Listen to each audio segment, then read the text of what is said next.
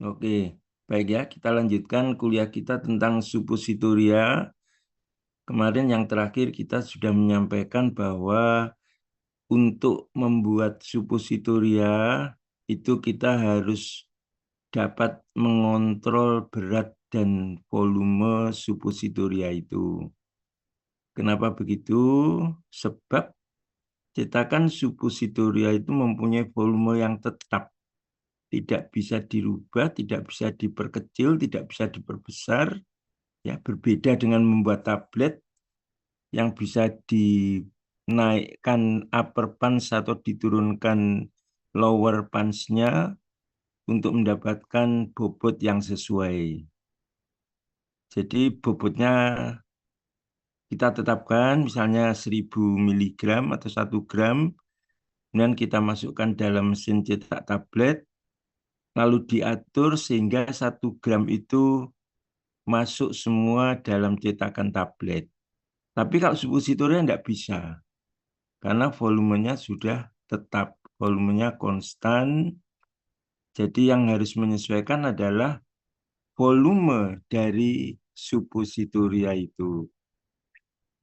Dan karena volume suppositoria itu mempengaruhi berat dari suppositoria, sedangkan berat di sini nanti akan berdampak pada kadar bahan obat, maka kita harus melakukan beberapa tahap orientasi atau trial sebelum kita membuat suppositoria, yang intinya adalah mengendalikan agar bobot bahan aktif, ya, khususnya adalah bobot bahan aktif yang kita masukkan bersama-sama basis suppositoria itu mengandung dosis yang diinginkan sesuai dengan tujuan terapinya. Jadi dosis harus dipenuhi dengan cara melakukan pengendalian kontrol berat dan volume, ya. Di sini kita ketahui bahwa bobot bahan aktif itu dipengaruhi oleh banyak hal, ya, konsentrasi obat dalam suppositoria, volume ruang cetakan, bobot jenis basis, dan variasi cetakan. Ya, jadi kita harus melakukan trial atau uji coba dulu. Kita lanjutkan, ya. Nah, langkah-langkah perhitungan formula suppositoria adalah yang pertama, harus dilakukan orientasi berapa bobot basis tanpa bahan obat. Jadi pertama-tama kita memasukkan basis suppositoria yang kita gunakan, misalnya basisnya apa? Misalnya gliserin gelatin, ya. Kita masukkan, kita tuangkan gliserin gelatin ke dalam cetakan sampai penuh, ya. Kemudian diratakan permukaannya, yang menonjol, yang kelihatan di lubang itu kita ratakan. Karena apa? Karena suppositoria itu di semua bagian, khususnya bagian dasarnya atau yang bagian yang terlihat di permukaan cetakan itu tidak boleh ada yang menonjol, tidak boleh ada yang berkurang atau yang lubang atau yang bercacat lah, ada yang cacatnya tidak boleh, ya. Jadi harus betul-betul terisi oleh basis suppositoria dan rata. Itu persyaratannya. Supaya apa? Supaya nanti dosis bahan obatnya itu terpenuhi. Jadi yang pertama adalah dilakukan trial atau orientasi basis murni tanpa bahan obat dimasukkan cetakan, kemudian bagian dasarnya diratakan, kemudian didinginkan, lalu diambil suppositoria yang sudah kita buat dengan memasukkan bahan basis saja, itu kita ambil dari cetakan, bentuknya tentunya sudah bentuk suppositoria, lalu kita timbang. Kita mengetahui berapa bobot basis suppositoria saja, ya, bobot basis suppositoria tanpa bahan obat dalam cetakan. Misalnya, ya, misalnya ketemu 2 gram. Mungkin ada yang tanya, Pak, apakah berarti formulanya itu harus menggunakan 2 gram? Ini yang salah. Karena cetakan itu nanti isinya tidak hanya basis, tapi ada bahan obatnya. Jadi kalau kita dalam formula itu lalu menetapkan 2 gram itu sebagai basis, bobot basis, itu nanti salah. Ya, kenapa? Karena ketika kita membuat suppositoria yang lengkap yang dengan bahan obat pun kan perlu ruang ya dalam volume suppositoria. Nah, ruangnya ini yang harus kita siapkan dengan cara apa? Dengan cara menetapkan bobot basisnya adalah sama dengan bobot basis hasil trial itu dikurangi dengan faktor pengurang yang merupakan faktor koreksi dari bobot basis suppositoria itu. Jadi harus dikurangi dengan adanya faktor koreksi. Ya, nah kalau sudah ketemu nanti faktor koreksinya sudah kita hitung, misalnya ketemu, oh faktor koreksinya adalah 100 miligram untuk pengurangan bobot basis yang harus dikurangi setelah kita hitung dari faktor koreksi, ketemu 100 miligram berarti dalam formula itu basis salpnya adalah 2 gram dikurangi 100 miligram atau 1,9 gram. Lalu bahan obatnya berapa? Bahan obatnya tergantung dari dosisnya. Ya. Jadi sekali lagi, trial ini hanya untuk mengetahui berapa bobot basis saja tanpa bahan obat, tetapi ini harus dikurangi dengan faktor pengurang bobot basis yang dihitung dari faktor koreksi. Ya, jadi ini misalnya ya,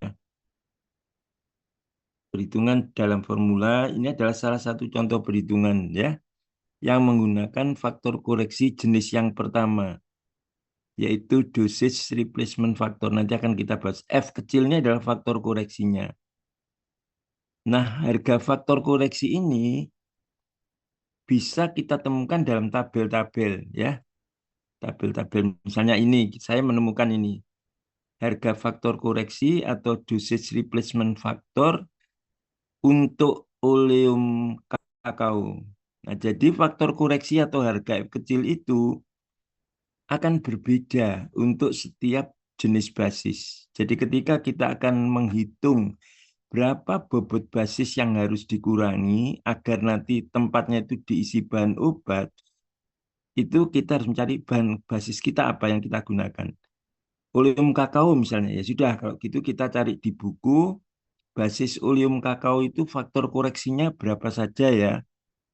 Nah, ternyata basis oleum kakao itu faktor koreksinya berbeda-beda. Kalau misalnya bahan obatnya itu asam asetil salsilat, atau kakodin fosfat, atau fenacetin, atau fenobarbital, atau yang lain ya, itu lain-lain. Nah, ini kita lihat saja ini sebagai contoh ya. Ini saya menemukan ada 4 daftar faktor koreksi untuk oleum kakao apabila fenacetin 0,60. Nah, misalnya saja ya, suppositoria yang akan kita buat itu adalah suppositoria fenacetin 100 miligram dengan basis oleum kakao. Ya, berarti tabel ini bisa kita gunakan ya.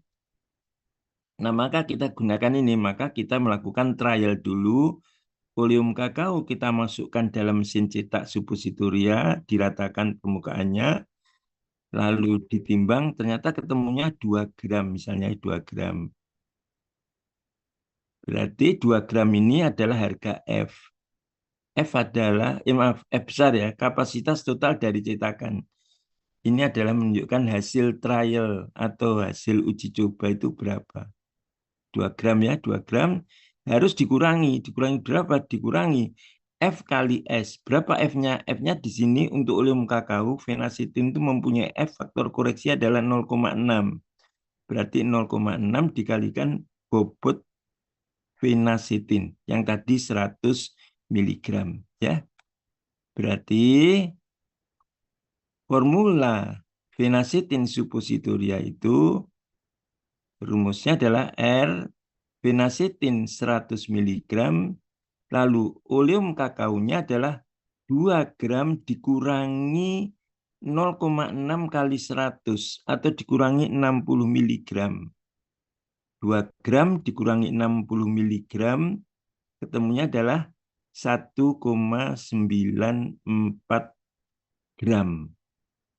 Karena 60 miligram itu kan 0,6 0,06 0,06 gram ya. Jadi F-nya itu 2 gram atau 2000 miligram dikurangi 60 miligram atau 2 gram dikurangi 0,06 gram. Ketemunya adalah 1,94 gram. Nah, kalau sudah kita koreksi hasil trial itu, barulah kita berani menuliskan dalam rumus formula. Formulanya adalah fenacetin 100 miligram dan oleum kakao 1,94 miligram. Ini yang benar, bukan 2 gram. 2 gram itu adalah hasil trial yang menunjukkan kapasitas cetakan untuk basis saja. Dan ini harus dikurangi dengan faktor koreksi tadi, dengan menggunakan faktor koreksi untuk memberikan ruang tempatnya obat. Nah, kalau sudah begitu, maka ketika kita melakukan pembuatan misalnya 1000 suppositoria ya. Misalnya kita akan membuat 1000 suppositoria. Berapa fenacetin yang harus ditimbang? Fenacetin yang harus ditimbang adalah 100 kali 1000. Karena per suppositoria mengandung 100 miligram fenacetin. Kalau membuat 1000 berarti fenacetinnya 100 kali 1000. Berapa oleum kakaonya? Oleum kakaonya adalah 1,94 kali 1000. Jadi yang kita gunakan dalam perhitungan penyusunan formula ini adalah 1,942 gram dikurangi dengan hasil perhitungan faktor koreksi tadi. Ya, jadi ketemu 194 berarti kalau 1000 1,94 gram kali 1000. Itu ya, jadi kenapa kita harus susah-susah seperti ini? Karena permasalahan utamanya adalah suppositoria itu cetakannya itu sudah mempunyai volume yang tertentu, yang tetap, yang konstan, tidak bisa dirubah, diperbesar atau diperkecil. Jadi yang menyesuaikan adalah bobotnya dengan cara menghitung faktor koreksi. Jelas ya? Masih bingung, Dimas? Bingung, Dimas? Sudah jelas? Ya, kita lanjutkan dulu ya. Nah, faktor koreksi. Faktor koreksi itu bisa menggunakan bermacam-macam. Yang pertama adalah dengan dosage replacement factor. Definisinya adalah ini, gram basis yang dapat menggantikan 1 gram bahan obat.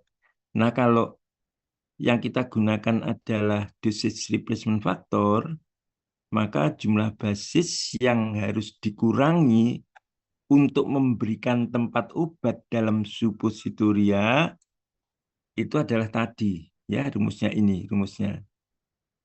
M atau bobot basis itu sama dengan F.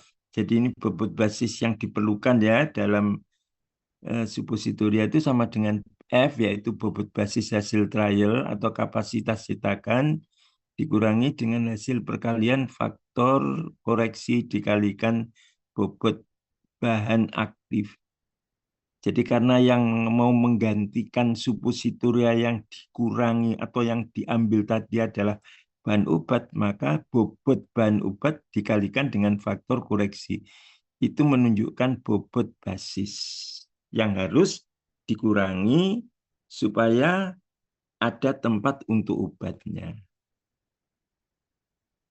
Ya, tentunya kita menghitungnya adalah untuk satu suppositoria saja. Lalu hasil perhitungan ini kita jadikan sebagai formula umum, formula general yang diperlukan untuk perhitungan-perhitungan berikutnya. Ya, jadi pada perhitungan berikutnya sekali lagi yang digunakan bukan 2 gram. 2 gram itu hasil trial ya. Yang digunakan adalah 1,94 yaitu 2 gram dikurangi dengan faktor koreksi dikalikan bobot basis tadi. Itu kalau kita menggunakan faktor koreksi dosage replacement factor atau harga F. Tapi bisa juga kita menggunakan faktor koreksi itu adalah density factor, ya. Nah, kalau density factor yang digunakan sebagai faktor koreksi itu nanti berapa basis yang harus dikurangkan dari perhitungan trial, dari hasil trial, bobotnya harus dikurangi. Dikurangi berapa? Dikurangi bobot obat dibagi dengan harga DF. Ya, jadi kalau F sebagai faktor koreksi, F kecil, maka basis yang dikurangi adalah bobot obat kali F. Tapi kalau density faktor sebagai faktor koreksi, maka basis yang dikurangi adalah bobot obat dibagi DF. Ya,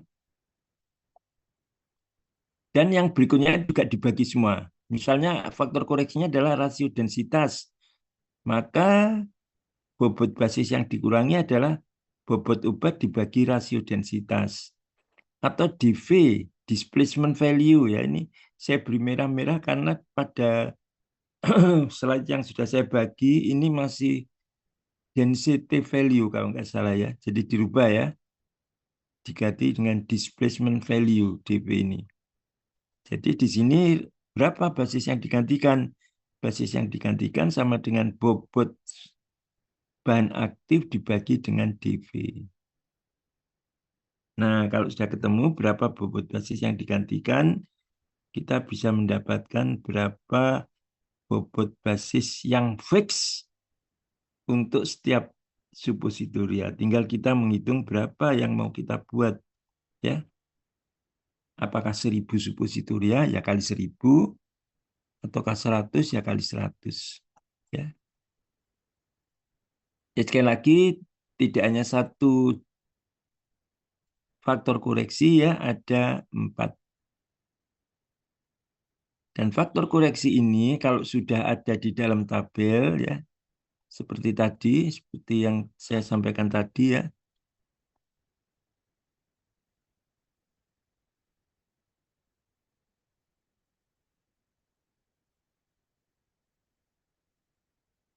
Bentar, kok macet.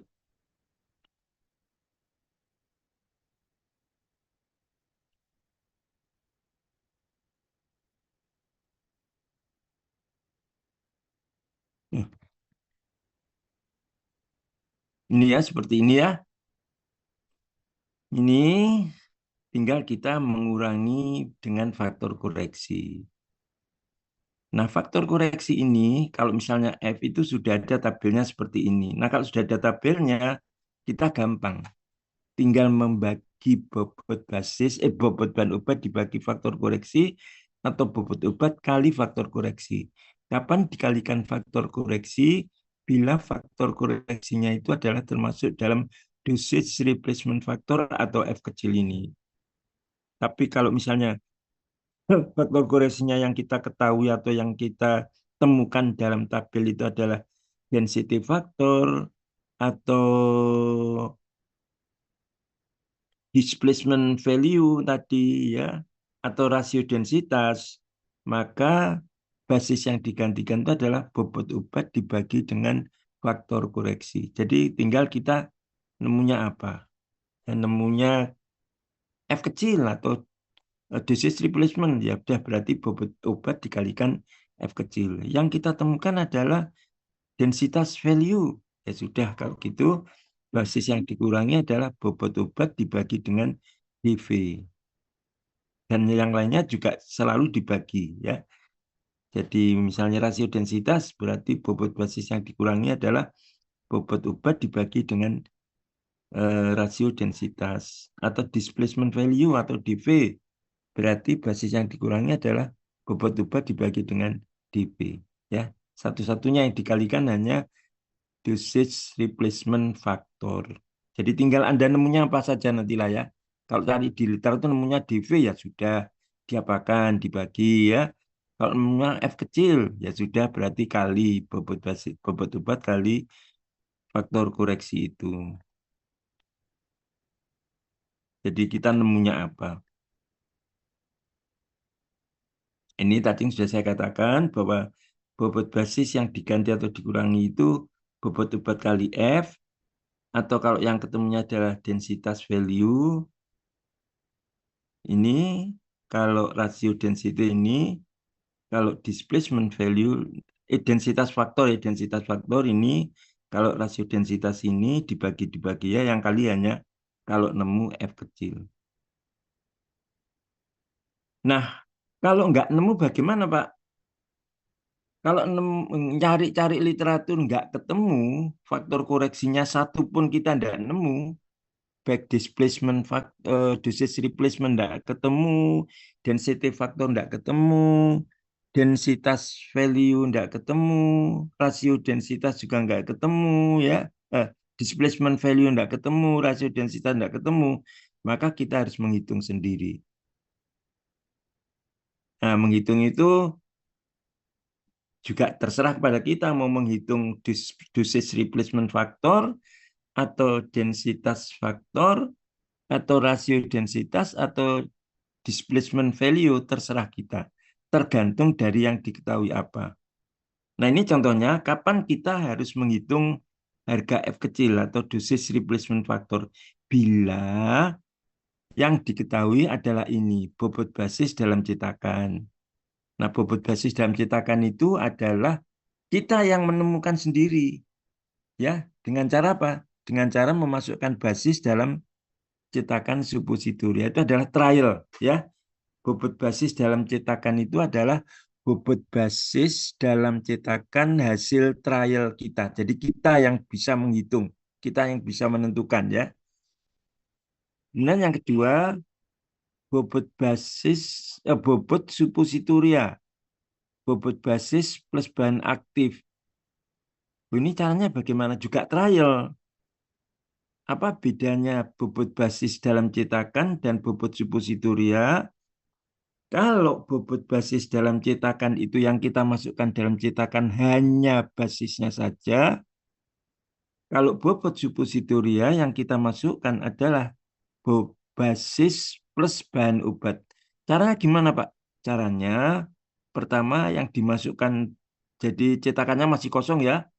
Lalu ke dalam cetakan itu kita masukkan bahan obat sesuai dengan seharusnya berapa dosisnya. Misalnya tadi fenacetin 100 miligram, ya. Maka kita masukkanlah ke dalam cetakan kosong itu fenacetin 100 miligram. Kemudian kalau sudah, kita masukkan basisnya. Basisnya kita masukkan, ya, kita tekan-tekan atau kita tuang. Kemudian sekali lagi bagian permukaannya itu diratakan, ya. Bagian permukaannya diratakan, kemudian didinginkan, lalu diambil. Nah, maka ketika kita mengambil suppositoria ini, suppositorianya adalah isinya adalah basis plus bahan obat. Sudah paket lengkap. Tapi yang pertama kali, trial yang pertama tadi hanya bobot basis saja. Yang kedua ini sudah paket lengkap, yaitu suppositoria dan basis. Basis, suppositoria, dan bahan obat. Lalu kita timbang. Nah, kalau ditimbang, maka ketemunya itu adalah G. Jadi E maupun G ini adalah kita yang menentukan. Kita yang mencari dengan cara trial, ya. Nah, tadi misalnya ya bobot basis saja misalnya 200 gram misalnya, ya. Maaf, 2 gram. Bobot basis suppositoria berapa? 2,05 misalnya atau 2,01 misalnya, ya. Terserah berapa bobotnya. Lupa tadi kan bobot basisnya saja 2 gram. Bahan obatnya kan 1 gram. Kan sudah pasti 2,1 gram, Pak. Ternyata enggak. Kenapa? Karena cetak basis yang dimasukkan ke dalam volume ruang cetak yang sudah ada bahan obatnya itu pasti lebih sedikit dibanding bobot basis saja dalam cetakan, ya. Karena ruangannya sudah ada yang diisi oleh bahan obat. Jadi pasti bobotnya itu bukan 2 gram tambah 1 miligram, tetapi berapa saja terserah. Bisa lebih kecil, bisa. Kapan lebih kecil? Bila bahan obatnya itu voluminous. Dia memakan ruang dalam cetakan itu terlalu banyak sehingga faktor pengurangannya lebih banyak. Bisa saja seperti itu, ya. Jadi berapapun yang kita terima, kita gunakan sebagai perhitungan. Lalu X adalah persen bahan aktif dalam suppositoria. Ini adalah bobot bahan obat yaitu 100 miligram tadi dibagi dengan bobot suppositoria hasil trial kita yang misalnya katakan 2,05 ya. Katakan 2,05 berarti 0,1 atau 100 dibagi 2050 kali 100%. Ketemu berapa persen itu? Ya. Ini adalah X persen bahan aktif dalam suppositoria.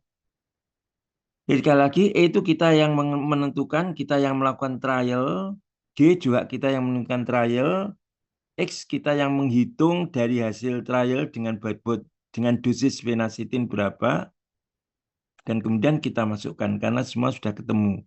E-nya sudah ketemu 2, G-nya sudah ketemu 2,05 tadi misalnya ya, dibagi 2,05 dikalikan X, X adalah persentase bahan aktif yang sudah kita hitung ditambah 1. Ya. Nah, bagaimana kalau F sudah ketemu? Kalau F sudah ketemu aman ya. Kita sudah bisa menghitung berapa basis yang harus dikurangi, yaitu bobot obat phenacetin yaitu 100 dikalikan harga F. Ya. Jadi tujuan kita adalah mencari faktor koreksi ini. Ini contohnya, ini membuat ibuprofen suppositoria. Basis yang digunakan adalah makrogol. Ya, kita cari makrogol, makrogol, makrogol, enggak ketemu. Atau ada makrogol ya, faktor koreksi untuk makrogol ada untuk suppositoria, tapi bahan obat ibuprofennya enggak ada.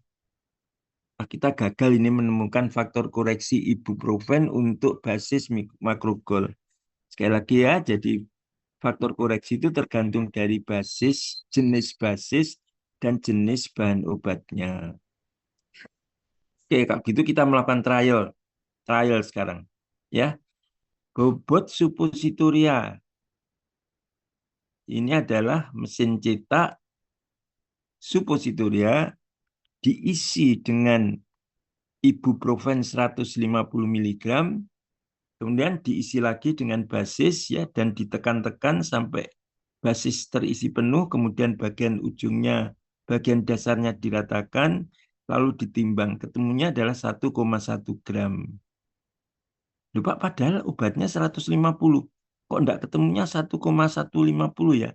Sekali lagi saya katakan ini tergantung dari voluminus atau tidak voluminusnya bahan obat ini. Kalau voluminus, volumenya besar, dia akan mengurangi basis dalam jumlah yang besar. Jadi tidak harus dan hampir tidak pernah bahan obat dengan basis itu ketemunya 1 ditambah 1,50. Tidak pernah ya, selalu berkurang dari yang hitungan teoritis ini. Oke, jadi sekali lagi ibuprofen dimasukkan cetakan, diisi bahan basis, ketemunya 1,1. Lalu kita juga trial cetakan diisi basis saja, ketemunya 1 gram. Berarti G-nya 1,1, E-nya 1 gram. Nah, kemudian tadi kan ada faktor X ya, rumusnya ada X-nya atau X adalah persentase bahan obat dalam suppositoria. Berarti berapa X-nya ini? 150 dibagi berapa? Adiaksa? Mas Adiaksa?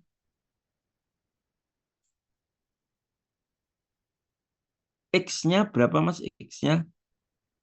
Rumusnya 100 kan bahan obat ya, bahan obat dibagi basis suppositoria plus obat atau dibagi dengan G kali 100%. Jadi jangan dibagi dengan 1 loh ya, dibagi dengan G. 150 dibagi 110.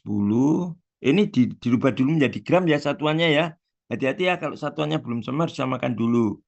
Jadi 0,15 dibagi 1,1 kali 100%.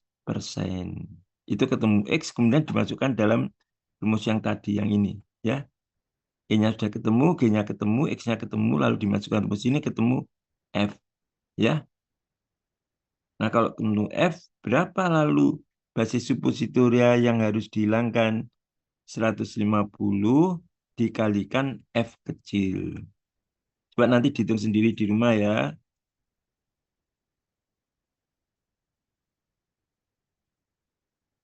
Nah, bagaimana kalau sudah ada tabelnya? Kalau sudah ada tabelnya enak ya, kita nggak usah ngitung-ngitung lagi ya. Kita nggak usah ngitung-ngitung lagi. Baik, sekarang kita lanjutkan. Yang kedua adalah density factor atau DF. DF itu adalah bobot obat yang menggantikan 1 gram basis. Dan density factor itu rumusnya adalah B dibagi A dikurangi C ditambah B. A itu apa? Bobot basis dalam cetakan. Hasil trial basis saja ya dalam cetakan. Lalu B adalah bobot obat per suppositoria.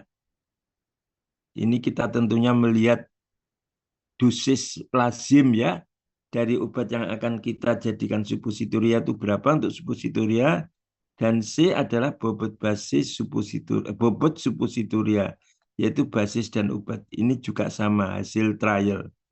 Jadi A itu hasil trial, C hasil trial. Kalau A itu hasil trial dengan masukkan basis pada cetakan suppositoria, kalau C ini cetakan suppositoria kosong kita beri dengan bahan obat yang akan kita jadikan formula sejumlah bobot sesuai dengan dosis ditambah basis lalu dihitung diambil dari cetakan lalu dihitung berapa ditimbang berapa bobotnya. Jadi sekali lagi sama dengan yang tadi cuman notasinya lain ya. Kalau tadi kan E dan G ya. Sekarang A dan C. Tapi sama A itu adalah sama dengan bobot basis dalam cetakan, hasil trial, dan C adalah bobot suppositoria. Nah, kalau sudah ketemu ini, kita bisa menghitung harga DF. Ya. Nah, kalau DF sudah ketemu, berapa bobot basis yang harus dikurangkan dari hasil trial itu? Sama dengan bobot obat dibagi dengan harga DF.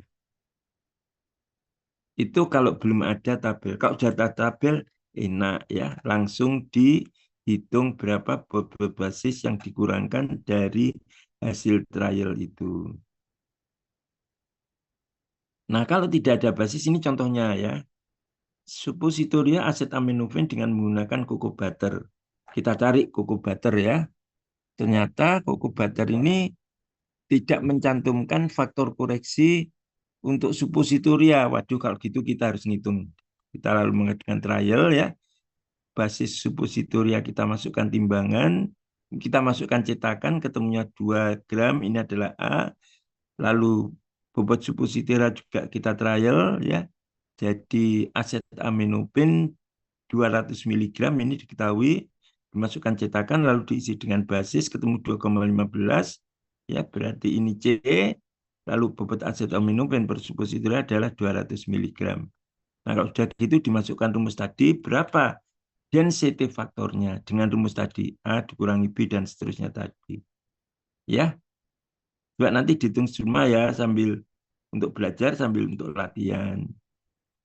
Yang ketiga adalah occupied volume. Kalau occupied volume itu metode yang menggunakan faktor koreksi namanya adalah rasio densitas atau RD.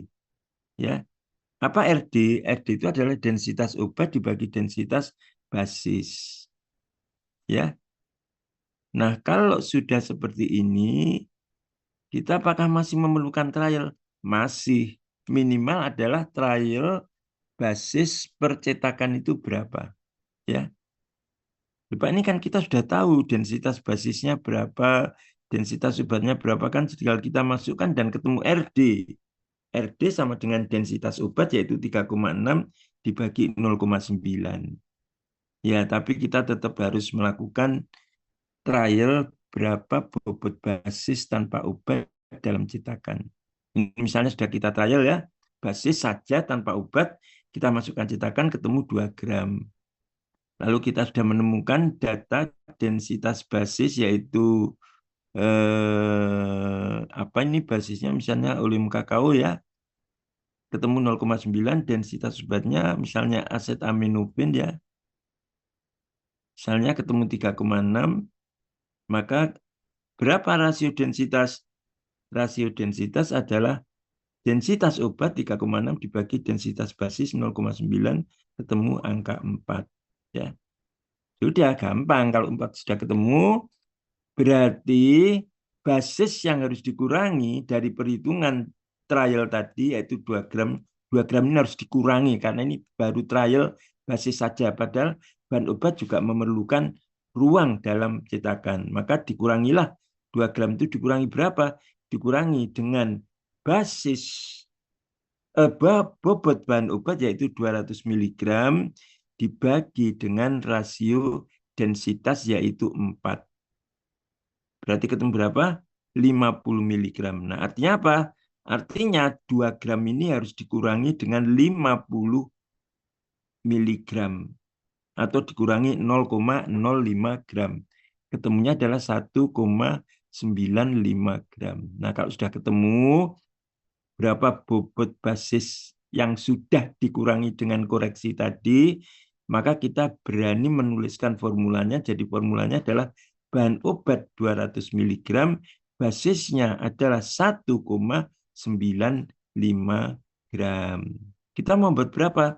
100 ya udah kali 100. Buat berapa? 1000 kali 1000. Yang dikalikan bukan 2 gramnya ya, tapi 2 gram setelah dikurangi dengan hasil perhitungan faktor koreksi. Nanti tolong dihitung di sini ya. Dikerjakan ini, dikerjakan lagi untuk memahami densitas, rasio densitas ini. Yang keempat adalah displacement value.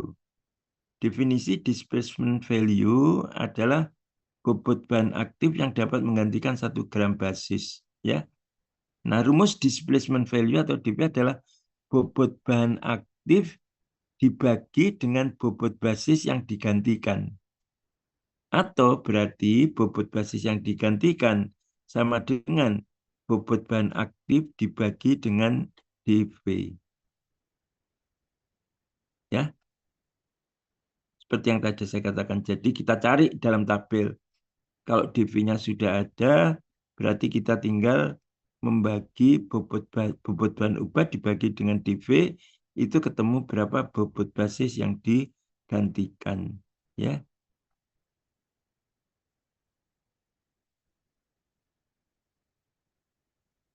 Ini formula suppositoria ya, sekali lagi bahan aktifnya berapa itu sesuai dengan dosis dan basis suppositoria M. M ini adalah hasil trial yang sudah dikurangi dengan hasil perhitungan dengan faktor koreksi tadi. Yang ada bahan obat kali F, ada bahan obat dibagi dengan dV, ada bahan obat dibagi RD, ada bahan obat dibantu dengan displacement value. Ya, ini adalah M. Jadi sekali lagi M ini jangan sekali-sekali dimasukkan hasil trial loh ya. Hasil trial itu mau dikurangi. Jadi setelah dikurangi baru dimasukkan di sini. Ini untuk perhitungan displacement factor tadi, bobot basis ulim kakao dalam cetakan 1 gram. Ya, ini adalah hasil trial. Bobot suppositoria dengan bahan aktif 1,15 gram. Hitunglah displacement value. Ya, berarti yang belum diketahui adalah bobot bahan obat per suppositoria ya. Tapi prosentasenya sudah tahu, apa sih bisa dihitung ya. Kemudian bobot basis yang digantikan kita hitung. Ya.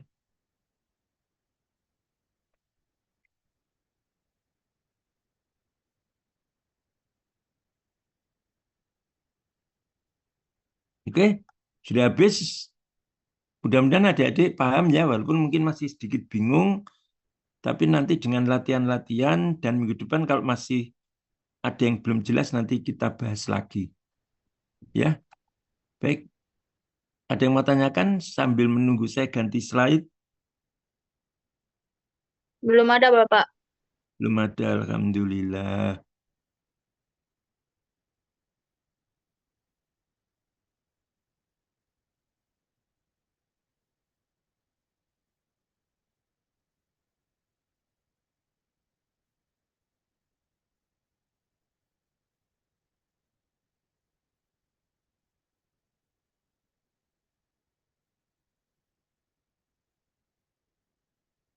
Nah, sudah muncul ini, adik-adik ya, sediaan transdermal. Sekarang yang akan kita bahas adalah sediaan transdermal. Sediaan transdermal itu menurut Farmakopedia Indonesia 2 ada dua, FI6 ya. FI Farmakopedia Indonesia edisi 6 ada dua, yaitu patch dan plester. Apa bedanya patch dan plester? Kalau patch itu untuk kontrol rilis. Apa ya sediaan kontrol rilis ya? Kontrol rilis adalah sediaan yang dilepas bahan aktifnya itu sedikit demi sedikit, tapi dalam waktu yang lama. Ya, contohnya Insidal OD itu kalau tablet ya, yang saya tahu Insidal OD itu adalah tablet yang melepaskan insidalnya itu sedikit demi sedikit, tetapi dalam waktu 24 jam. Jadi kalau pasien menggunakan Insidal OD itu menggunakannya sehari sekali dan harus tepat waktu. Jadi kalau misalnya hari Rebu ini saya menggunakan jam 10 pagi ini, besok jam 10 pagi baru minum lagi.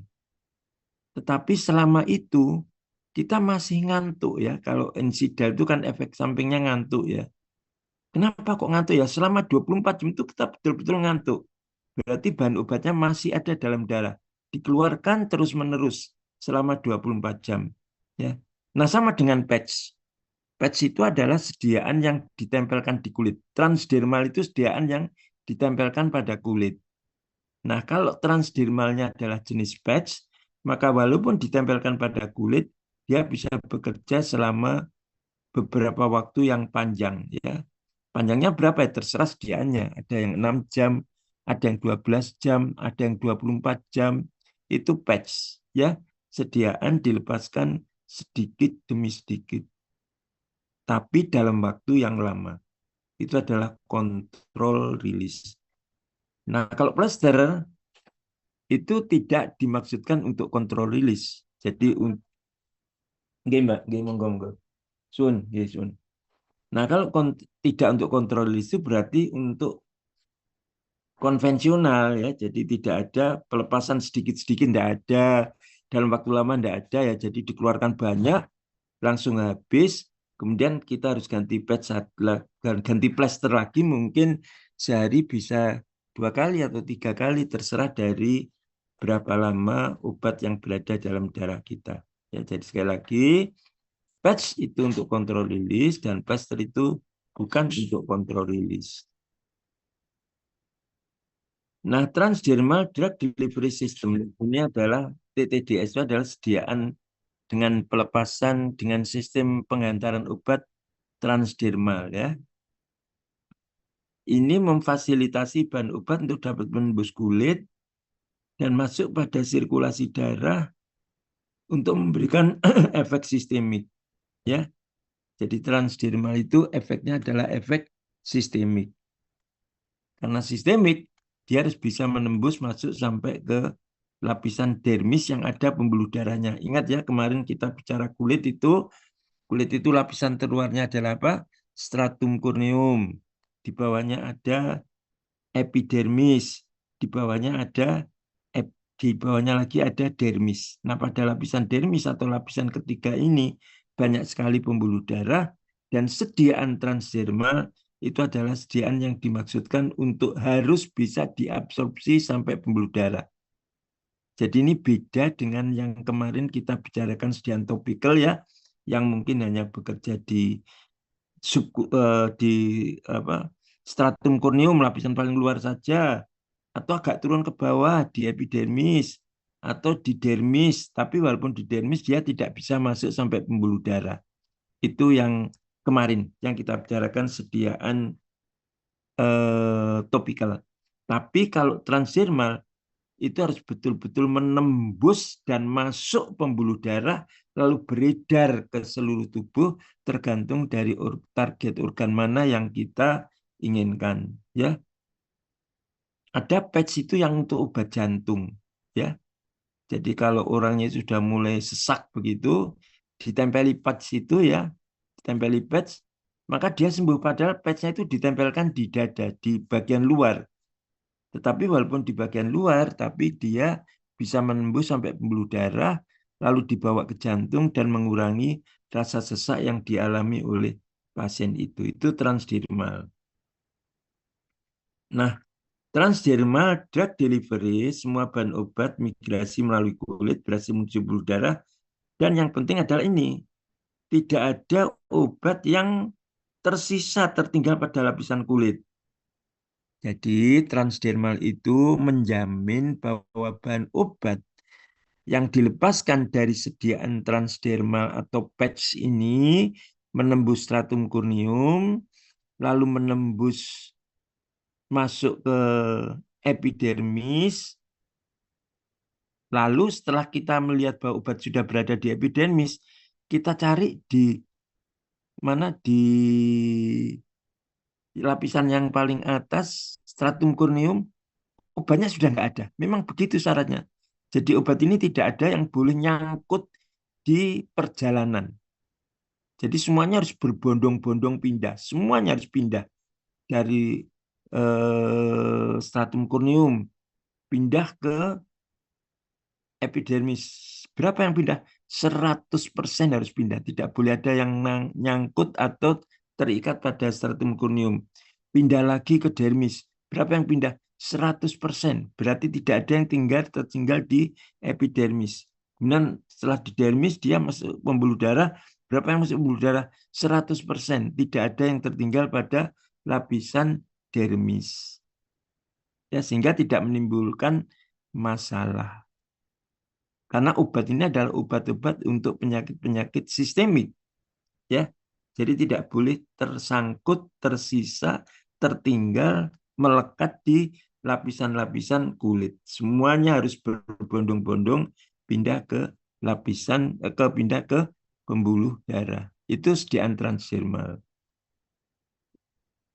Nah, tujuan rancangan transdermal drug delivery system ini adalah mengantarkan obat pada kulit untuk kepentingan absorpsi perkutaneus. Ini ada istilah baru nih ya, absorpsi perkutaneus. Apa itu absorpsi perkutaneus?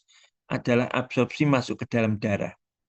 Jadi bicara tentang transdermal, maka absorpsinya adalah absorpsi perkutaneus. Tidak hanya sampai stratum corneum atau epidermis atau dermis, tapi betul-betul pindah semua berbondong-bondong masuk ke dalam pembuluh darah. Itu absorpsi perkutaneus. Bahan obat ini bisa dilepas dan masuk menembus stratum corneum, ya harus bisa menembus. Lalu transdermal delivery system ini bersifat oklusif, ya menutup kulit. Kita sudah bahas apa keuntungan kalau kulit ini ditutup, ya.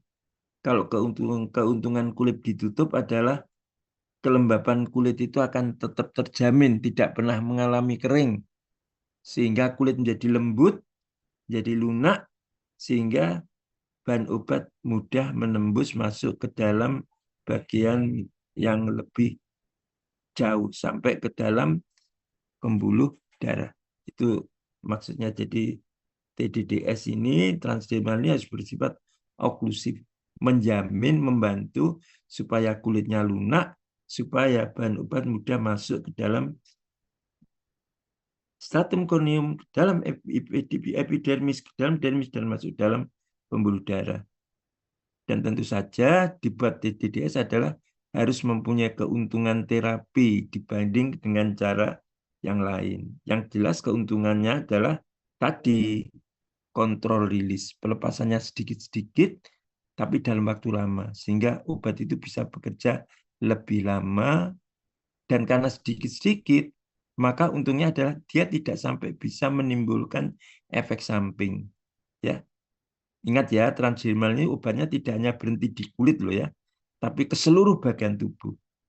Jadi toksisitas obat ini harus diperhatikan, dan dengan dilepaskan sedikit-sedikit itu keuntungannya adalah obat tidak sampai melewati dosis toksik, selalu berada pada dosis terapi. Itu keuntungan dari rancangan TDDS. Kalau tablet sustained release sama, ya pokoknya sustained release atau kontrol rilis itu adalah sediaan yang bisa mengurangi efek samping. Karena obatnya dikeluarkan sedikit-sedikit, tapi terus-menerus.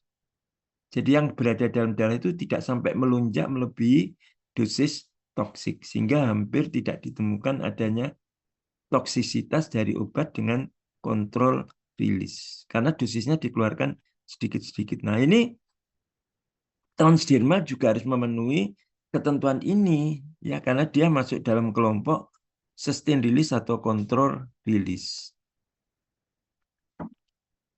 Nah, transport obat melalui kulit kemarin kita bahas ya, ada intraseluler, ada interseluler, ada transapendageal ya, kemarin sudah kita bahas. Jadi nggak usah ya dibahas lagi ya.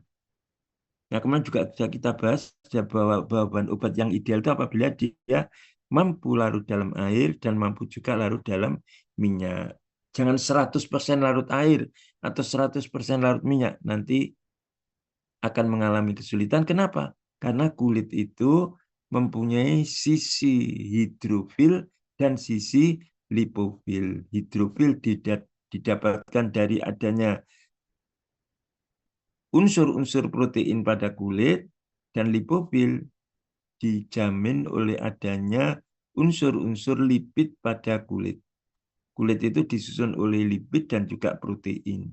Protein menjamin masuknya obat yang larut dalam air dan lipid menjamin masuknya obat yang larut dalam lipid ya.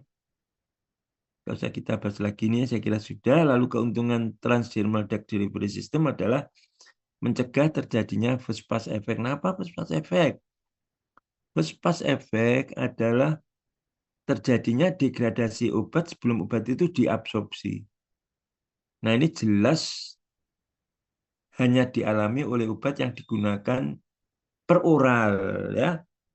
Karena kalau digunakan lewat mulut atau per oral, maka ketika obat bentuk tablet ini hancur dalam saluran cerna, maka semua obat itu menjadi tidak terlindungi lagi, menjadi obat yang bebas.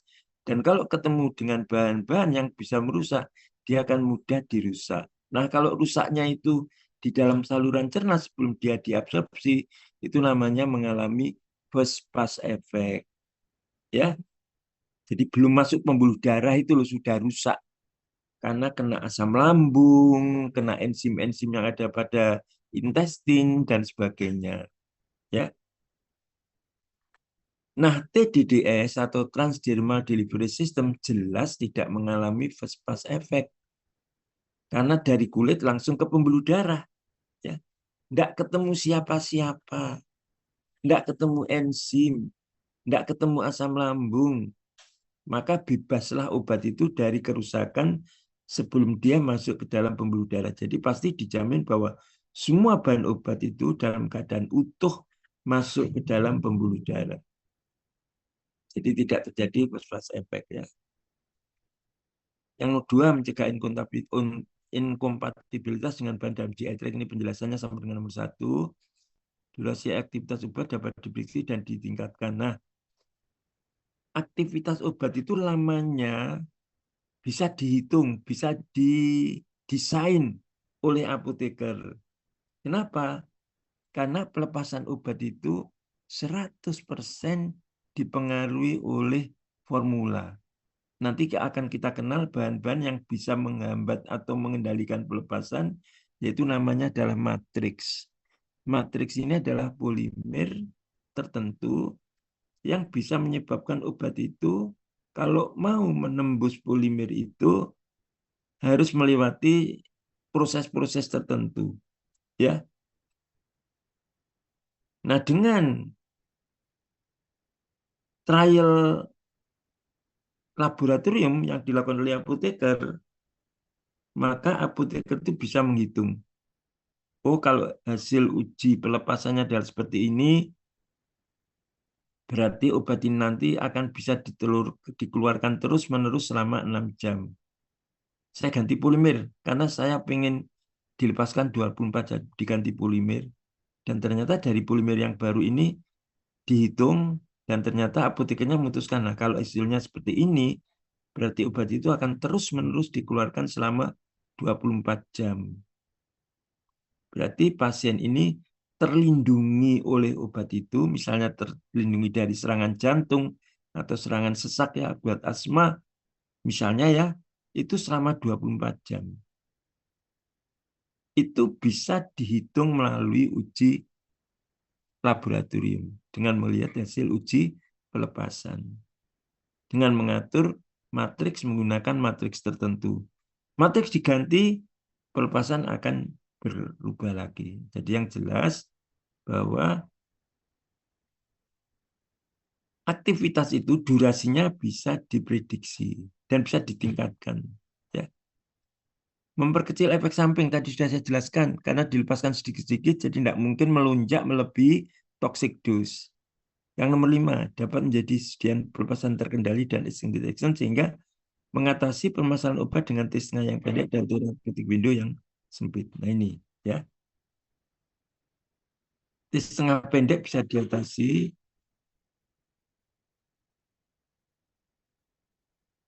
dan therapeutic window yang sempit juga bisa diatasi. Ya.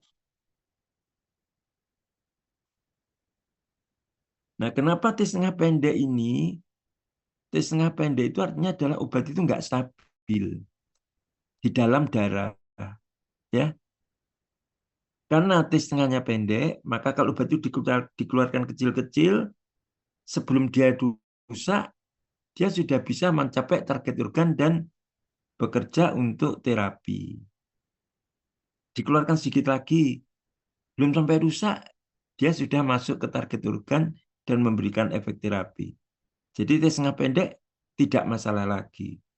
Tapi kalau sediaan bukan sustain release ya, begitu sediaan itu katakan tablet paracetamol aja lah ya, tablet paracetamol itu digunakan, kemudian dalam saluran cerna hancur, berapa yang dilepaskan? Yang dilepaskan 500 mg itu langsung dilepaskan, langsung menjadi larut ya. 80%-nya mungkin larut, kemudian langsung diabsorpsi oleh pembuluh darah. Nah, kalau tesnya pendek, ini rugi. Yang masuk dalam pembuluh darah banyak, tapi karena tesnya pendek, dalam waktu yang singkat, obat itu mengalami kerusakan, sehingga tidak bisa bekerja untuk terapi. Sebelum masuk organ terapi, dia sudah mengalami kerusakan. Yaitu kalau untuk yang konvensional.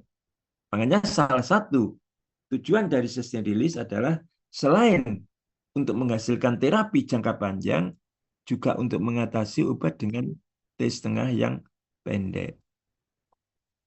Dan juga obat dengan therapeutic window atau indeks terapi yang sempit. Apa yang dinamakan indeks terapi yang sempit? Indeks terapi yang sempit adalah obat yang naik sedikit saja dia sudah menjadi toksik dan turun sedikit saja dia tidak memberikan efek terapi. Jadi ngerepoti ini obat dengan therapeutic window yang sempit ini. Naik sedikit pasiennya mengalami keracunan. Turun sedikit pasiennya nggak sembuh-sembuh karena tidak bisa memberikan efek terapi. Nah, ini juga bisa diatasi dengan kontrol lilis. Karena obatnya itu dilepaskan sedikit-sedikit ya. Dan persyaratannya sedikit itu tidak hanya sedikit saja, tapi sedikit dan sudah masuk pada level terapi. Dosis terapi sudah harus tercapai. Ini pinternya apoteker ya. Jadi kalau sedikit-sedikit tapi masih di bawah level terapi tidak ada gunanya. Sedikit-sedikit tapi sedikit ini pun sudah harus memenuhi untuk kepentingan terapi. Ya. Dan konstan pelepasannya itu. Jadi kalau dia berada pada rentang terapi, maka selama 24 jam tadi yang saya katakan misalnya seperti Insidal OD ya, selama 24 jam ini obat itu masih berada pada rentang-rentang terapi dan tidak sampai akan meracuni pasien karena nggak ada lunjakan-lunjakan. Itu keuntungan kontrol rilis. Ya, dilepaskan sedikit-sedikit dalam waktu yang lama, tidak ada lunjakan-lunjakan atau fluktuasi obat itu dalam darah sehingga melebihi dosis toksik tidak akan terjadi. Ya, sehingga sangat cocok untuk therapeutic window yang sempit. Obat dengan indeks terapi yang sempit, contohnya obat jantung atau digitalis ya, digitalis itu obat yang efek yang indeks terapinya sempit, naik sedikit dia racun, turun sedikit dia nggak efektif. Dengan demikian maka efikasi terapi meningkat dan efek obat langsung berhenti bila patch dilepas dari kulit. Nah, ini keuntungan dari patch dibanding yang per oral. Kalau obat diminum per oral, maka kalau mengalami efek samping repot, tidak bisa apa-apa ya. Keluarganya tidak bisa apa-apa, dokternya tidak bisa apa-apa, kecuali kalau dilakukan umbah lambung ya, cuci lambung, diurus-urus, dikeluarkan semua obat yang masuk untuk menghilangkan efek toksiknya. Tapi kalau patch gampang, ditempeli patch kok tiba-tiba efek samping dialami, ya sudah patchnya dilepas, sudah selesai, habis perkara ya. Kemudian bermanfaat untuk pasien yang tidak bisa menelan sama dengan suppositoria kemarin meningkatkan kepatuhan.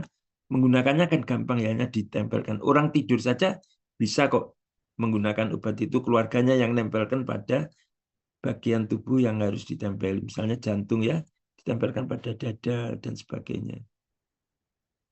Sehingga kepatuhan pasien dan kenyamanan pasien akan terjamin dan tidak melakukan perusakan pada jaringan kulit ya, sehingga tidak menimbulkan rasa sakit. Nah, kerugiannya adalah hanya untuk obat dengan ukuran kecil. Saya kira ukuran kecil ini berlaku untuk semua sediaan ya. Kemarin kita bicara suppositoria ya. Kita juga harus memperkecil ukuran partikel, bicara tentang sediaan mata, kita bicara ukuran partikel diperkecil ya. Dan bisa juga kita melakukan memperkecil ukuran partikel itu dengan cara melarutkan. Yang jelas ini kerugian yang bisa diatasi ya. Kalau partikelnya besar ya digerus saja, gampang aja seperti itu, dan harus bersifat lipofilik ya. Kenapa? Karena sudah saya sampaikan bahwa kulit itu mempunyai struktur yang banyak adalah lipid ya, jadi kalau lipofiliknya lebih besar dari hidrofilik, dia lebih bagus. Nah, yang kedua, molekul obat harus potensinya harus tinggi. Artinya apa? Artinya dalam dosis kecil dia sudah memberikan efek terapi. Ya, kalau nggak salah itu persyaratannya adalah dosisnya itu harus kurang dari 25 miligram. Kenapa harus kecil? Karena patch itu kan sediaan yang sangat terbatas ya, tipis, kecil ya. Jadi kalau untuk 500 miligram nggak bisa dia. Misalnya ya harus kita buat tablet 500 miligram kan bisa. Tapi kalau patch atau transdermal nggak bisa. Jadi harus kita cari obat yang potensinya yang tinggi. Hanya obat dengan koefisien partisi yang tidak terlalu rendah dan tidak terlalu tinggi. Kemarin sudah kita bahas ya bahwa koefisien partisi atau log P untuk obat yang sesuai dengan kulit itu adalah harus antara berapa kemarin? 10 sampai dengan 1000 ya. Kemudian obat mudah tereliminasi ya karena dia ditempelkan di kulit ya, maka kalau bisa terlepas begitu ya dengan satu dan lain hal atau misalnya sengaja dilepas ditempelkan lagi sudah terjadi eliminasi obat dari patch itu. Yang kelima dapat menyebabkan keluhan kulit ya eritema dan sebagainya. Tapi ini adalah masalah-masalah yang bisa diatasi dengan mudah. Kerugian-kerugian yang gampang diatasi. Eliminasi dan kulit ini bisa diatasi. Nah, persyaratan bahan obat untuk sediaan patch ini atau sediaan transdermal ini adalah harus memiliki kelarutan dalam air dan minyak. Idealnya kelarutan dalam air dan minyak ini lebih besar dari 1 miligram per mililiter. Ya. Kemudian titik lebur harus kurang dari 200 derajat Fahrenheit. Kalau titik lebur besar berarti obat sukar larut dong ya. Nah, berarti bertentangan dengan nomor 1. Jadi nomor 1 dan 2 itu searah, yaitu untuk kepentingan kelarutan. Dan nomor 3, apabila ada gugus yang bisa membentuk ikatan hidrogen dari bahan kimia, dari bahan obat itu, maka jumlah gugusnya itu harus kurang dari 2, maksimal 2. Kenapa begitu? Karena kalau obat ini bisa membentuk ikatan hidrogen, maka dia akan mudah nyantol atau lekat atau tertinggal pada jaringan-jaringan kulit yang dilewati tadi. Padahal persyaratannya kan 100% harus berpindah dari transdermal pindah ke stratum corneum itu 100%, pindah ke epidermis 100%, pindah ke dermis juga 100%, pindah ke pembuluh darah juga 100%. Nah, ini sulit kalau misalnya bahan obat itu mempunyai gugus yang bisa membentuk ikatan hidrogen yang banyak. Dia akan mudah nyantol, ya. Nah, BM rendah kurang dari 500 Dalton. BM rendah ini juga kaitannya dengan ukuran partikel, ya. Sifat biologi ini tadi harus sangat poten, ya. Idealnya adalah kurang dari 25 mg per hari. Dan pelepasan obat harus mengikuti order 0. Ini persyaratan kapan obat itu bisa dilepaskan sedikit-sedikit dan terus-menerus konstan. Itu persyaratannya adalah dia harus pelepasan mengikuti order 0. Kalau order 1 atau order 2, maka semakin lama pelepasan obat itu akan semakin melemah. Jadi ada proses pelambatan dan ada proses percepatan. Jadi obat bisa melonjak melebihi toxic dose, bisa menurun tajam kurang dari dosis terapinya. Ya, maka dikatakan yang ideal harus mengikuti order 0. Kalau order 0, maka dijamin nanti pelepasannya itu akan konstan. Bila obat itu terpaksa terikat pada jaringan, maka ikatan ini harus bersifat reversibel, harus bersifat sementara. Ya, nggak boleh nyantol terus gagal lepas, nggak boleh. Tidak di metabolisme secara besar pada kulit, ya ini saya sudah bahas tadi ya, hampir tidak ada proses metabolisme pada kulit. Yang berikutnya adalah bisa untuk obat dengan narrow therapeutic window atau indeks terapi yang sempit yang tadi sudah kita bahas. Nah, rancangan transdermal itu ada dua, yaitu monolitik dan membran kontrol sistem. Apa bedanya? Kalau monolitik itu ya, bahan obatnya itu diletakkan pada matriks dan ditebarkan pada backing. Jadi monolitik itu bahan obatnya itu satu lapis saja. Di sini ada istilah backing, ada frontal ya. Apa yang dimaksudkan? Backing itu adalah plester. Jadi kalau kita menempelkan plester ya, misalnya kuyuk atau Hansaplast pada kulit kita, maka yang tampak oleh mata kita yang di luar itu yang warnanya kuning atau warnanya putih ya, itu adalah backing layer. Jadi lapisan yang tempat untuk nempel-nempelnya bahan-bahan apa saja yang diperlukan dalam transdermal. Itu adalah backing layer. Nah, kalau lapisan frontal itu lapisan yang berada di paling atas. Jadi kalau yang paling bawah ini katakan backing ya, kemudian ditumbuki dengan matriks ada bahan obat, lalu ditutup lagi dengan satu lapis lagi, misalnya hanya 3 lapis, maka yang paling bawah itu namanya backing, kemudian yang tengah itu isinya adalah matriks, ya satu lembar matriks atau satu lapisan matriks yang berisi bahan obat dan juga lem untuk melekatkan patch itu pada kulit, kemudian ini ditutup dengan bagian frontal. Nah, bagian frontal itu perlu, kenapa? Supaya sediaan kita tidak terkontaminasi. Di antaranya adalah seperti itu. Kalau telanjang, tidak ada penutupnya, tidak ada bagian frontal, maka gampang sekali ya mikroorganisme nempel di situ atau debu nempel di situ sehingga akan mengganggu proses terapi ya. Itu yang monolitik. Jadi monolitik itu bahan obatnya dioleskan satu lapis pada backing layer atau layer lapisan pembawa ya. Dan kalau yang dimasukkan dalam matriks itu jumlahnya banyak, maka ini akan menentukan berapa lama obat itu dilepas dalam keadaan konstan ya. Semakin banyak obat dimasukkan dalam matriks, semakin panjang lama terapinya. Jadi bisa sampai 24 jam atau 6 jam atau 12 jam ya. Itu tergantung dari jumlah obat. Ini apoteker yang melakukan penelitian. Ditambah berapa ya sampai pelepasannya 24 jam. Oh masih kurang, tambah lagi sampai pelepasannya 24 jam ya. Karena jumlah bahan obat yang dimasukkan pada monolitik, pada matrix layer ini, pada tipe monolitik itu akan menentukan berapa lama obat itu akan bekerja ya. Semakin besar jumlah obat, Semakin lama obat dilepas dalam keadaan konstan. Yang kedua, membran kontrol transdermal system. Ini berbeda dengan monolitik. Bedanya apa?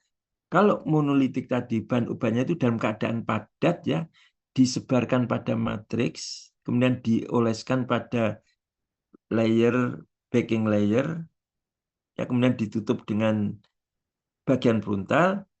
Kalau membran kontrol ini bahan obatnya itu dalam bentuk larutan atau gel. Ya, itu beda yang pertama.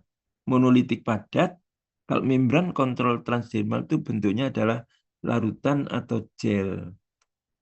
Kemudian larutan atau gel ini dimasukkan dalam kantong. Dan kantong inilah yang ditugaskan untuk mengendalikan pelepasan agar pelepasan itu dilepaskan dalam jumlah sedikit dalam waktu yang lama. Ya. Jadi selama kantong ini masih berisi larutan obat dalam keadaan jenuh atau gel obat dalam keadaan jenuh, maka dijamin pelepasan itu akan terus-menerus konstan. Jadi yang paling bertanggung jawab adalah kantong ini atau pouch yang berfungsi sebagai tandon obat atau reservoir. Pouch ini berfungsi sebagai membran pengendali laju pelepasan. Lapisan yang lain adalah backing adhesif dan lapisan pelindung. Sama dengan tadi ya. Jadi tandon ini kemudian kita masukkan atau kita letakkan pada backing layer, ya kemudian dibantu dengan adanya perekat, lalu ditutup dengan bagian frontal. Ya sama, letaknya sama. Bedanya adalah kalau monolitik itu satu lapis dan bahannya padat. Kalau membran kontrol transdermal, bahannya dalam bentuk cair atau gel dan dimasukkan dalam kantong-kantong. Membran kontrol sistem mempunyai keuntungan dibanding monolitik. Kenapa? Karena jaminan waktu pelepasan konstan itu lebih lama. Ya, karena kantong-kantong, karena yang pertama bentuknya gel atau larutan dan dimasukkan dalam kantong, maka jaminan obat itu dilepaskan dalam keadaan konstan itu bisa dalam waktu yang lama. Nah, tahap pembuatan membran kontrol transdermal, oh ya, ini untuk yang membran kontrol ini biasanya bagian lemnya atau lem yang kita tambahkan pada transdermal yang difungsikan untuk merekatkan transdermal atau patch ini dengan kulit, ya ada lemnya kan, harus menempel kuat. Nanti akan kita bahas sendiri lemnya ini jenisnya apa, ya. Dan biasanya untuk yang membran ini pada lemnya itu juga ditambah dengan bahan obat. Jadi bahan obat itu ada yang dimasukkan dalam kantong-kantong, yang dilepaskan pelan-pelan dalam waktu yang lama. Ada yang bahan obat itu dimasukkan dalam lem, sehingga ketika menempel pada kulit, bahan obat itu bisa langsung dilepaskan.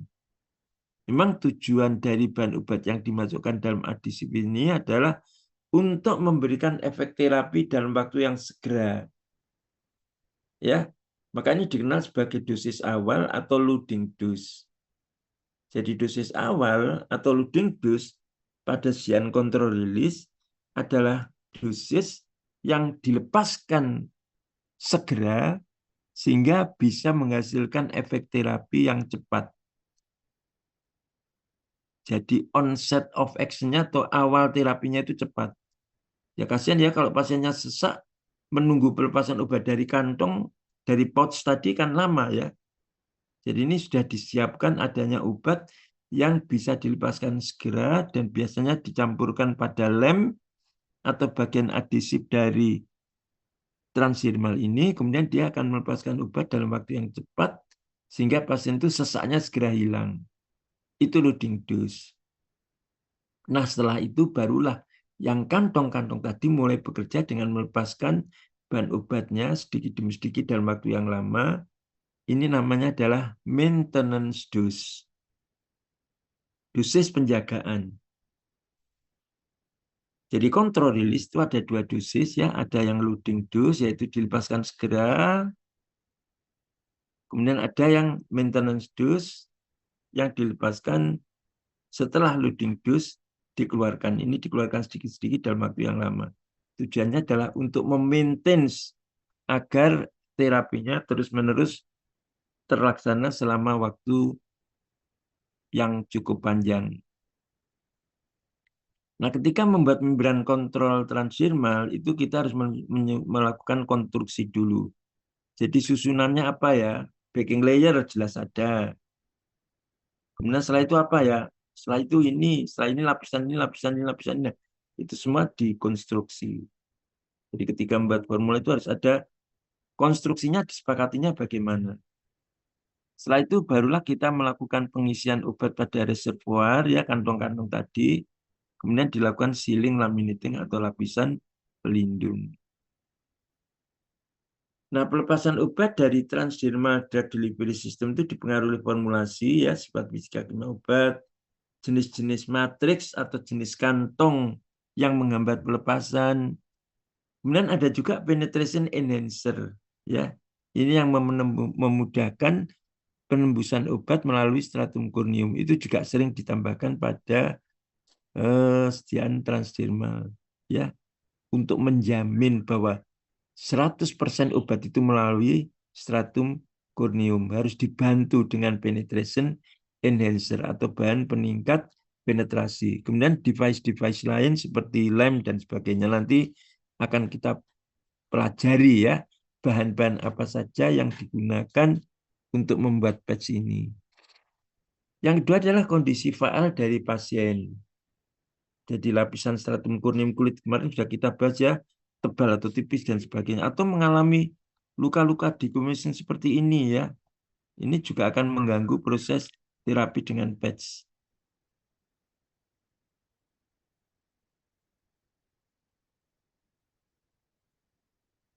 Nah, ini adalah formula TDS. Formula Transdermal Drug Delivery System. Ya. Yang pertama adalah polimer sebagai matriks atau tandon. Ini yang menghambat pelepasan, ya. Ini yang merupakan apa, ya? Faktor yang penting dari transdermal ini yaitu matriks.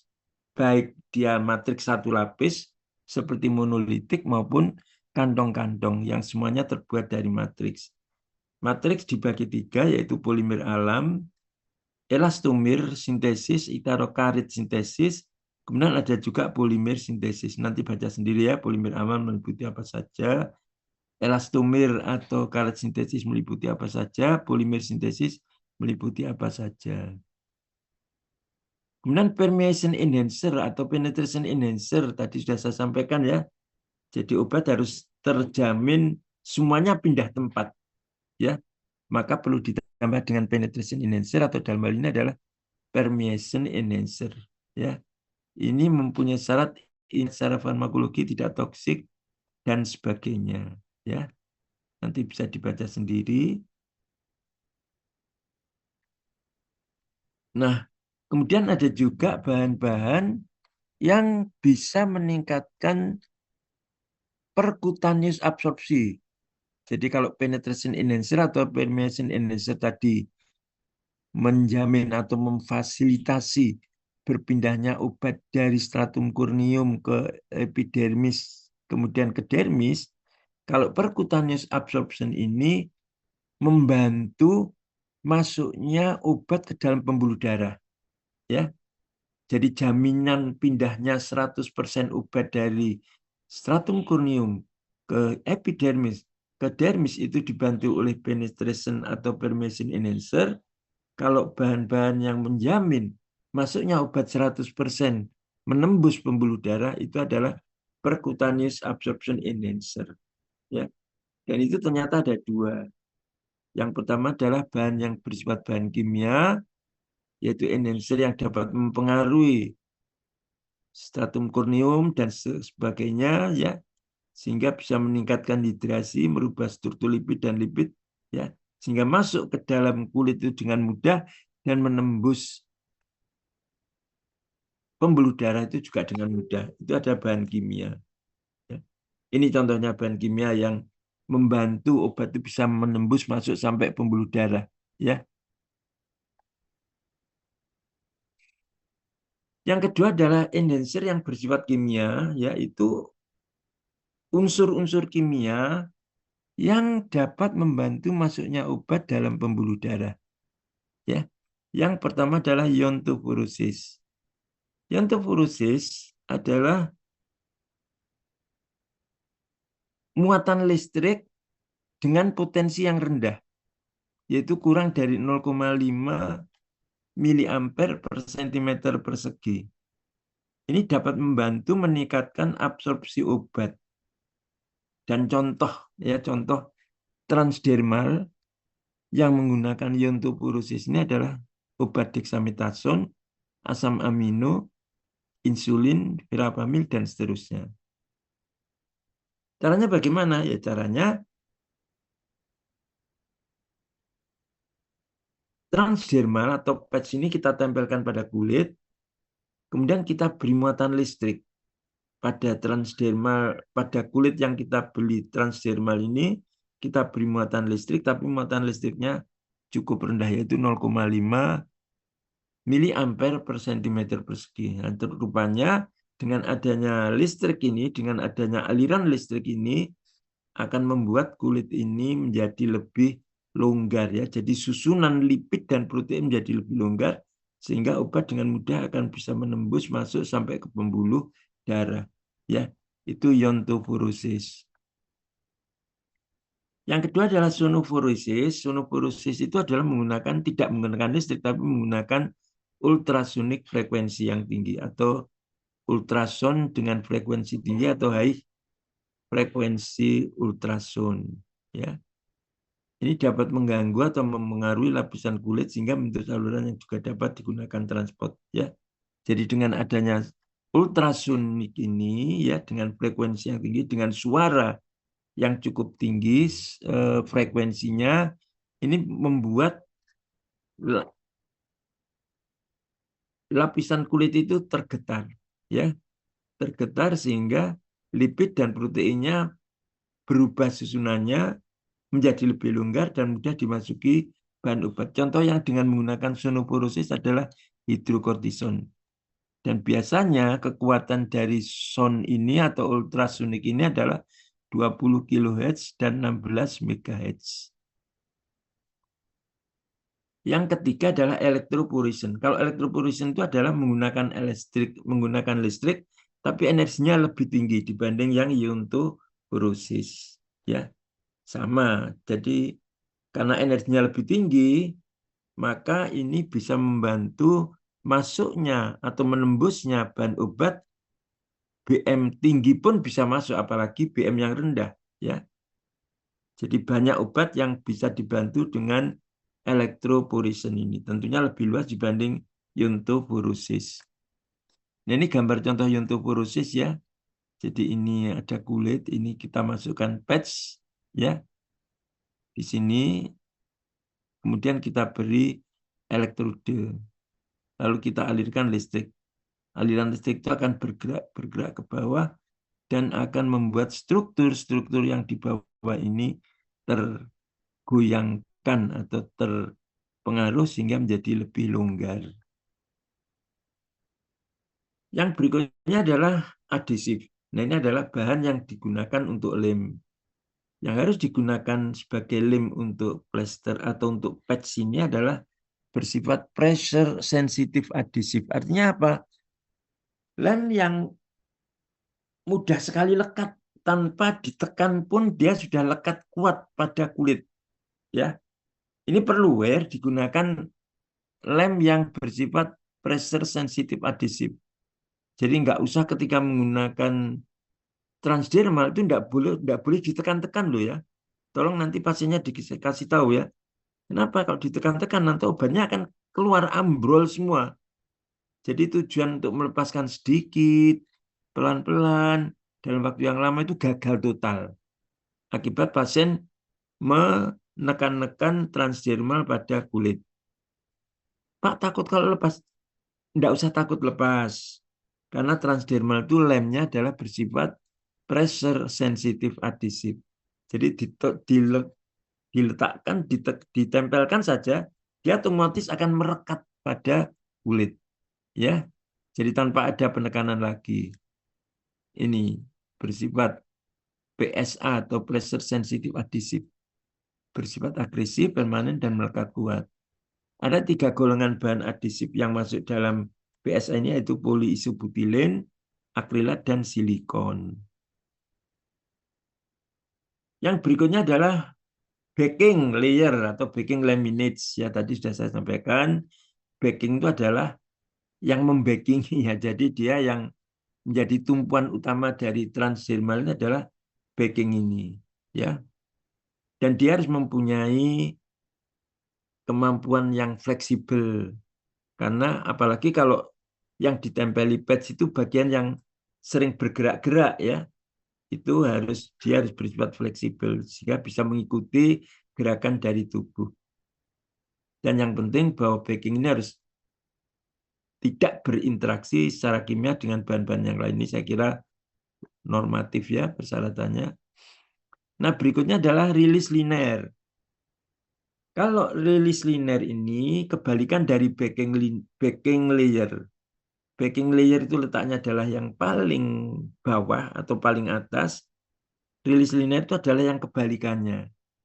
Jadi kalau kita punya plester, ya, atau Hansaplast itu, kan di paling atas itu ada kertas 2 yang melipat begitu kan, ya. Ada lapisan 1, lapisan 2 yang ditumpukkan begitu sehingga ketika akan menggunakan lapisan itu dibuka dulu kemudian baru ditempelkan. Itu adalah rilis linear, ya. Yaitu bahan yang menutup atau melindungi transdermal ini, ya, selama penyimpanan, ya. Mencegah supaya tidak terpengaruh panas, tidak terpengaruh air hujan misalnya, mencegah kehilangan obat akibat migrasi, ya. Jadi dia harus bisa mencegah obat supaya tidak migrasi. Kalau migrasi semua, nanti semua ada pada permukaan, ditempel semua langsung dilepas, ya. Jadi tujuan untuk melepaskan pelan-pelan tadi gagal. Juga untuk mencegah kontaminasi misalnya mikroorganisme. Dan tentu saja rilis linear atau bagian yang paling luar dari patch ini harus dilepas ketika akan ditempelkan pada kulit, ya, supaya, ya, semua patch terutama bagian adhesif itu betul-betul nempel pada kulit. Dan rilis linear ini bisa bersifat oklusif maupun non oklusif, ya, dan bersifat rilis coating layer, ya, jadi bisa merilis, ya, lapisan yang bisa merilis. Kemudian bahan rilis linear harus mempunyai sifat inert secara kimiawi, tidak dapat dipermeasi obat, ya. Kemudian tidak mempunyai afinitas dengan air, dan bahan tidak mudah retak dan tidak mudah sobek. Berikutnya adalah plasticizer dan solvent. Nah, plasticizer adalah bahan yang bisa mempertahankan elastisitas satu polimer. Itu plasticizer. Dengan cara apa? Dengan cara menurunkan TG atau transition glass temperature. Jadi kalau polimer ditambah dengan plasticizer, dia itu akan lebih tahan sifat elastisnya. Tetapi kalau tidak ditambah dengan plasticizer, dengan turunnya suhu, polimer itu akan bersifat plastis atau tidak elastis lagi, sehingga mudah robek, ya. Nah, itu tujuan dari plasticizer, yaitu untuk mengurangi kekakuan atau untuk mempertahankan elastisitas dari polimer dengan cara menurunkan harga transition glass temperature. Contohnya adalah itu dibutil ftalat, trietil sitrat, PEG, dan sebagainya. Lalu yang terakhir adalah solvent. Solvent ini digunakan untuk melarutkan obat dalam reservoir. Ini khusus untuk yang membran tadi, ya, bukan yang monolitik, ya. Monolitik kan tidak perlu solvent karena bahan obat dimasukkan dalam keadaan padat.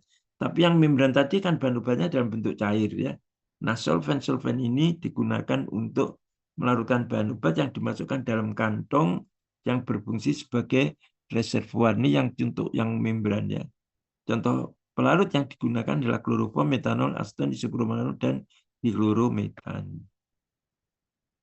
Nah, ini, ya, nanti tolong dipelajari sendiri. Ada beberapa jenis polimer dan fungsinya apa. Misalnya etil selulosa itu ternyata sebagai matriks, bio-PSA sebagai adhesif ya atau lem, Scotch Pack sebagai backing layer atau release liner, Hydragrid sebagai matriks dan seterusnya, nanti dibaca sendiri.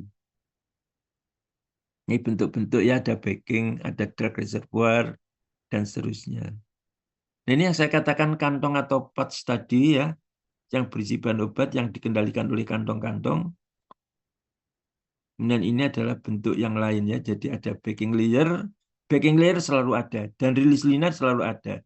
Di antaranya ada apa saja itu tergantung dari keinginan kita ya.